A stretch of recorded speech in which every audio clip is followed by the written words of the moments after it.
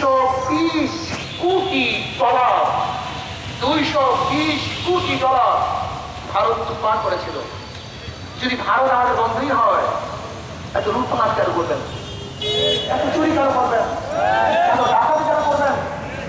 আপনারা দেখেছে সে পত্রিকাগুলির রেপোর্ট।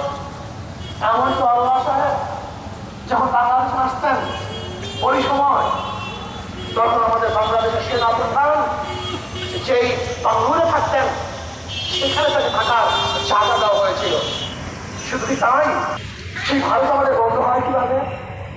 শুধু কি তাই, আপনারা কি জানেন ভারত তারপর থেকে আমাদের দেশের সাথে আজ পর্যন্ত ভালো করে ব্যবহার করতে পারে নাই।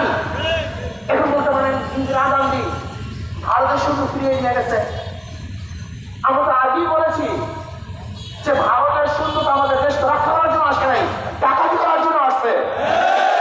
আমি ইন্দিরা গান্ধীকে বলেছি ডাকাতে ফিরিয়ে নিয়ে যাও। বাংলাদেশের জনগণ পাকিস্তানের শূন্যের বিরুদ্ধে যেটা লড়াই করেছে, আর একবার তোমার শূন্যের বিরুদ্ধে লড়াই করবে।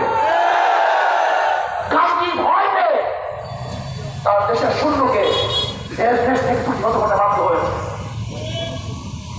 আজকে ভারত আমাদের সাথে কি শব্দ করেছেন নাকি জানেন?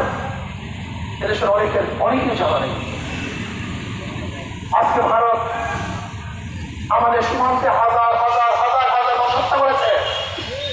শুধু 2001 থেকে 11 পর্যন্ত 1100 মানুষকে হত্যা করেছে।